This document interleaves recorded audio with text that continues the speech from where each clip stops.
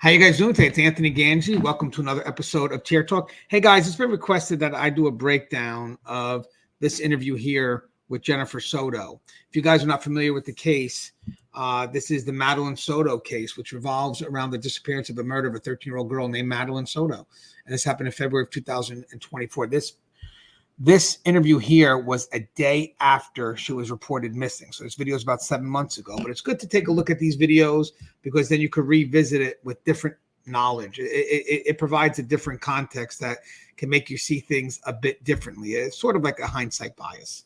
But with that said, her mother's boyfriend, Stefan Stearns, is the prime suspect. Surveillance footage shows Stearns moving what appears to be Soto's body, and investigators discovered incriminating evidence such as child sex abuse material on his phone.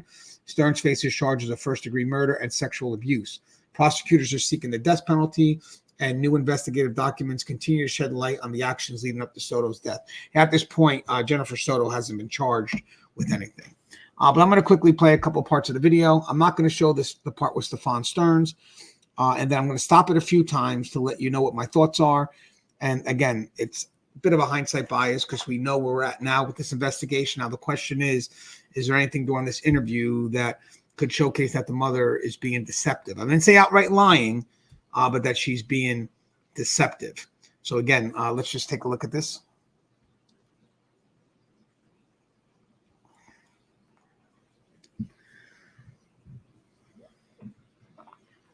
Good. So the first question is if I can have your last name and spell them both out for me. Okay. Jennifer Soto, Jennifer Soto. Mother. Now, guys, first thing that got to me is there's no connection or no emotional connection to the word mother. You think that connection would be extremely powerful at this point, enough to remind her of, one, her position in Maddie's life, but two, of what's going on with Maddie. So I don't see a connection to that word, and that is quite bothersome to me. I don't know how you may see it, but I don't see a connection. And I think that connection would be very relevant. This is only a day after that she's been reported missing. And this is a plea to the public. So the local news is picking it up to bring awareness. And I mean, I know she's shaking. She could be a bit nervous because she's going on national TV. But with that said, you figure if you want that awareness for your daughter to be found and you want all the assistance you can get, you would be overridden with just maybe adrenaline and getting that message out. Put me on the news immediately. Let's get this message out. So the nerves could be related to going on TV, or the nerves could be the chance to be exposed. And I think there's some areas here where I think she does become nervous, and it's not about going on TV. It's more about maybe if people are buying into what she has to say. Jennifer, tell me how you feeling right now. I feel like I can't breathe.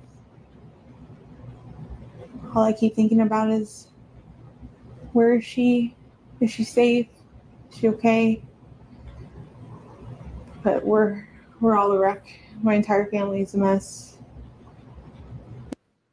So guys, real quick, I know on the surface he says, tell me how you feel. And she goes, well, I feel I can't breathe.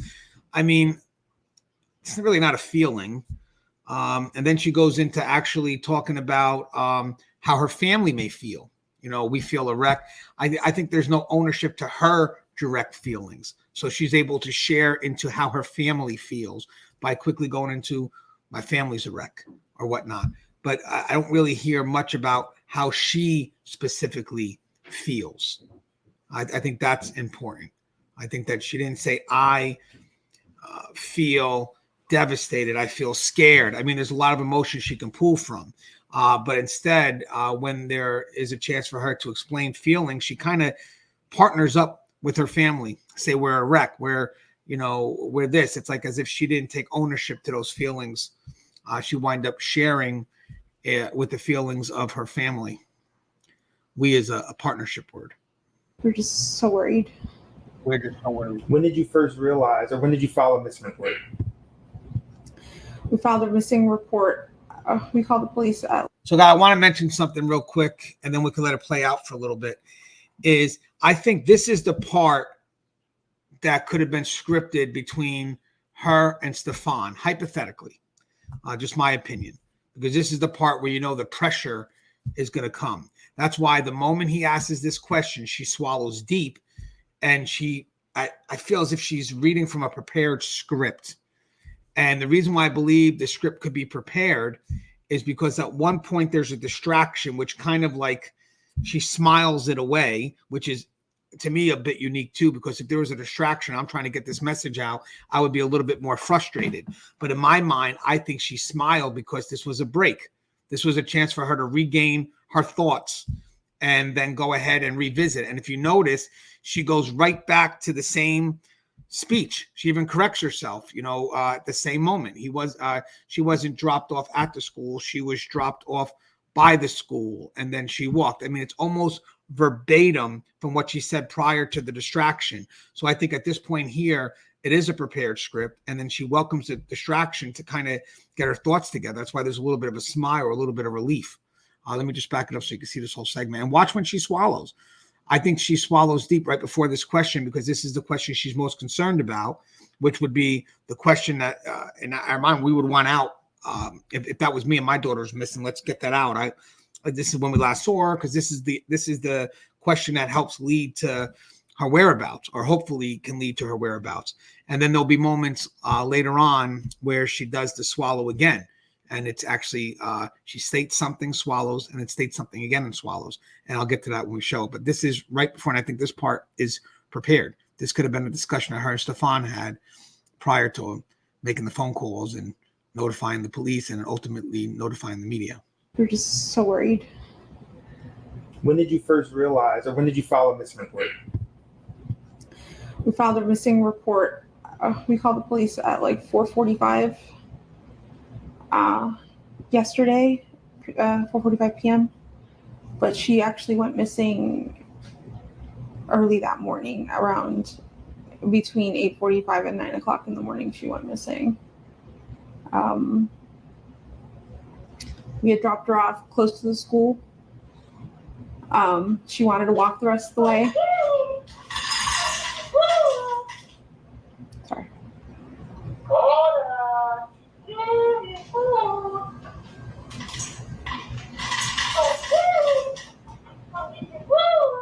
Now watch, she's going to go right back into almost the exact words as if this is prepared. That should be it. Sorry about that.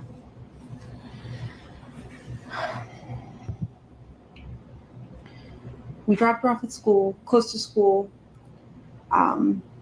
She wanted to walk the rest of the way. Now this is unique, because I think now the concern is, am I saying what I'm supposed to be saying? Am I saying what we agreed to say in between her and Stefan? So even though he asks her, or basically she says to the interviewer, hey, I don't know what I'm allowed to say.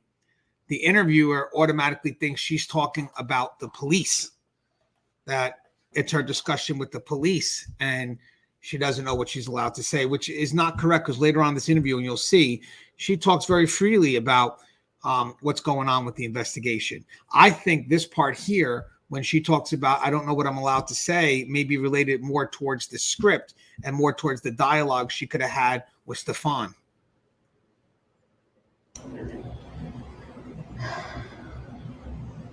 I'm not sure what I'm allowed to share. You share whatever you feel comfortable sharing. I know you had conversations with detectives. Not sure what that conversation is, but whichever you feel comfortable sharing, that will put the awareness out there. Yeah, she was spotted walking by the church, by the middle school on the cameras. They saw her hang out in the parking lot for a little bit and then get up and leave. They didn't see a vehicle or anything else. They just saw her walk away. Notice how she quickly put in, they didn't see a vehicle. I mean, that could be a way to help Stefan, but they didn't see a vehicle. Around 9 a.m., heading towards the school, but she never made it. You guys notice the swallows after that? Because this is really the part of the story that matters. This is the story that should be challenged not by the news reporters, but eventually by the police. So this is the part where, if you're not saying anything that's in line with the evidence that they already have, then there's a reason why you should be nervous. And in this case here, when she starts saying this part, this is basically she's nervous. This is basically she's putting the story out there, hoping that people can buy into it. And I think the 2 swallows at each section are significant because those are the parts that she wants people to buy into the most. So I want to show you that. See vehicle or anything else. They just saw her walk away around 9 a.m. heading towards the school, but she never made it.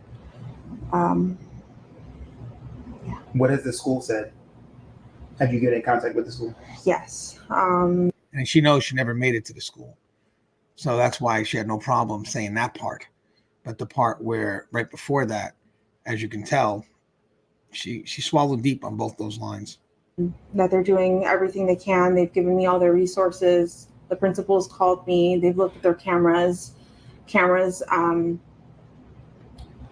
I don't think they've caught anything. The cameras is too far away from the sidewalk. Everything is too grainy, so they can't see specific faces.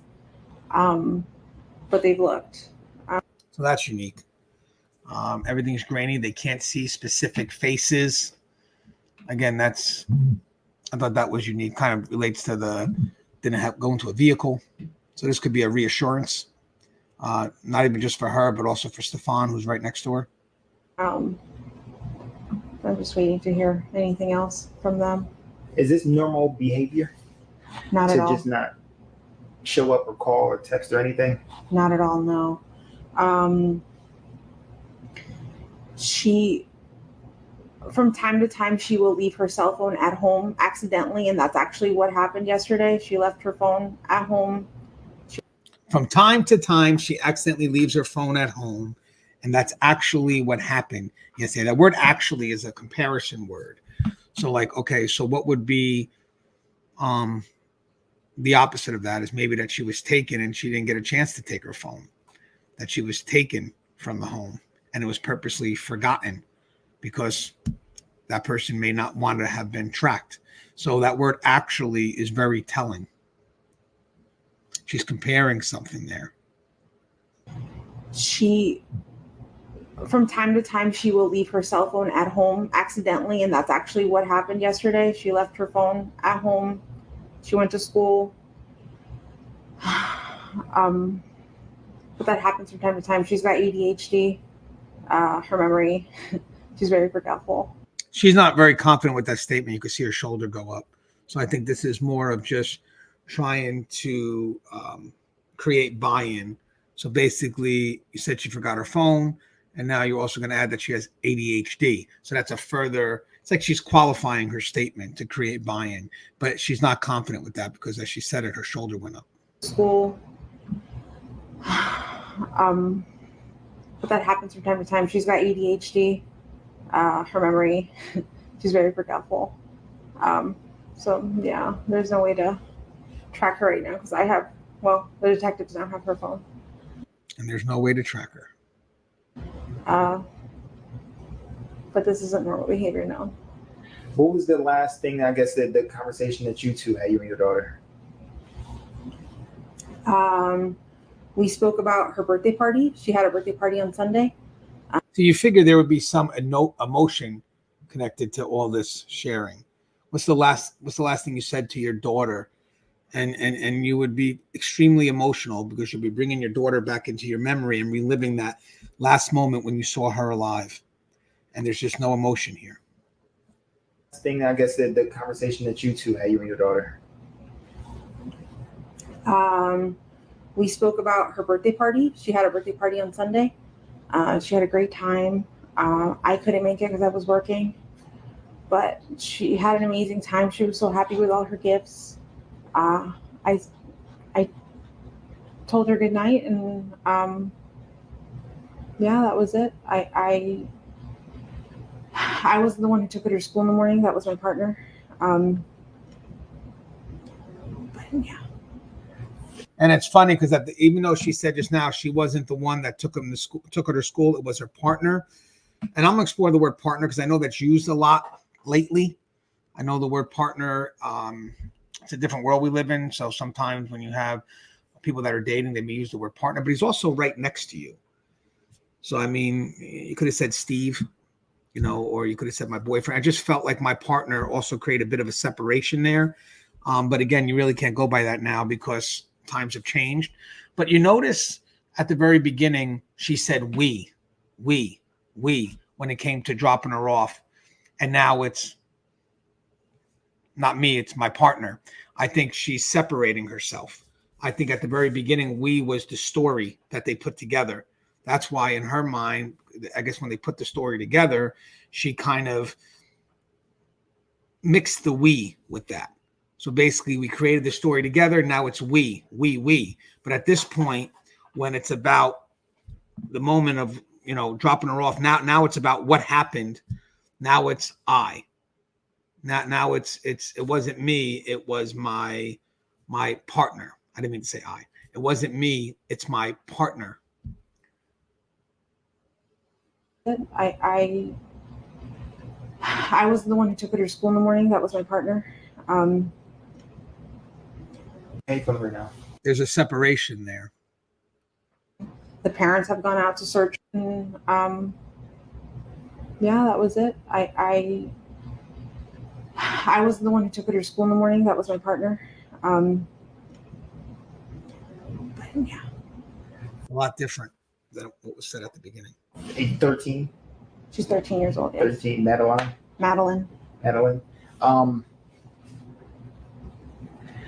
What are you thinking right now?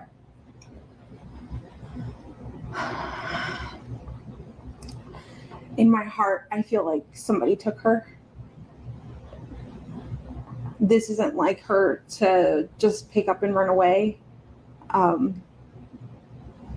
just not go to school. I don't know. I think when she also says, I think in my heart somebody took her. I mean, if that's what you're thinking, then you may be feeling that. And I don't see emotion behind that. Or just not go to school. I don't know what to think. There should be emotion behind it. Friends, the friends' parents, you've contacted and went through every single person? Everyone that we know that she knows. We've contacted them all, reached out to them. The parents have gone out to. You notice she was unsure about that too. Contacted everyone, then her shoulder went up. Search and look for her as well. And we haven't come up with anything yet. I've seen a lot of posts on Facebook, Hunters Creek, rants and raves and what have you. Did people say that they were going to conduct some type of like search party or anything? A lot of people have asked me to volunteer, like if there is one, if they can do one. I have people passing out flyers, going to every store in that vicinity, gas station, church. I think people were being stopped in the street this morning in front of the school to see if they've seen anything, if they've heard anything. My family they're going all out right now. She says, even though the question was, she says her family is going all out right now. Not we're going all out right now. It's my family is going all out right now. Where before, when she was trying to share the feelings, it was we as a family. Now it's her family is going all out right now. So it's not even a we statement anymore. Yeah. I know as a mother, a lot is going on in your brain. So much to bring her back home. What have the law enforcement told you that you are able to share? Now she has the answer for that. Ain't that unique? Because now he's specific with the question. Now he's asking, what has law enforcement been able to tell you to share? Which the first time around he didn't. He said, what are you able to share? And she didn't know how to answer that.